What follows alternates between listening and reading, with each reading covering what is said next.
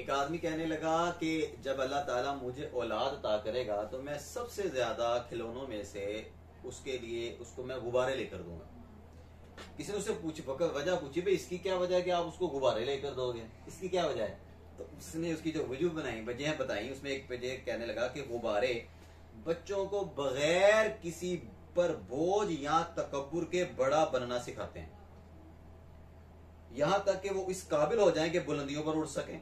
Number 2, गुब्बारे उन्हें सिखाते हैं कि उनके हाथ में जो है, गुब्बारे बच्चों को ये सिखाते हैं कि उनके हाथ में जो है, यानी ये जो गुब्बारा है वो एक लम्हा में फना हो सकता है और ये नुकसान किसी खास सबब से भी हो सकता है और बगैर सबब के भी हो सकता है।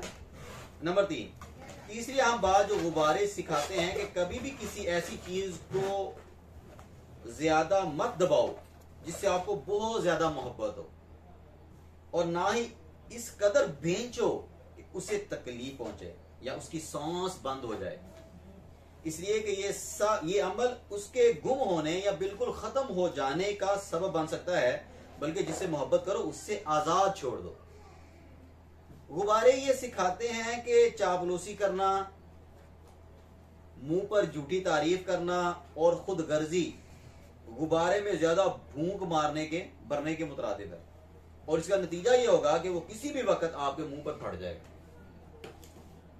नंबर 5, गुब्बारे हमें ये एहसास दिलाते हैं कि हमारी जिंदगी एक बारीक धागे से जुड़ी हुई है, हमारी जिंदगी एक बारीक धागे से जुड़ी हुई है। जिस तरह के गुब्बारा रेशम के चमकदार धागे से जुड़ा होता है, लेकिन इसके बावजूद हम देखते हैं कि गुब्बारा फिजा में रक्स करता है, गुब्बारा फिजा में रक्स करता है।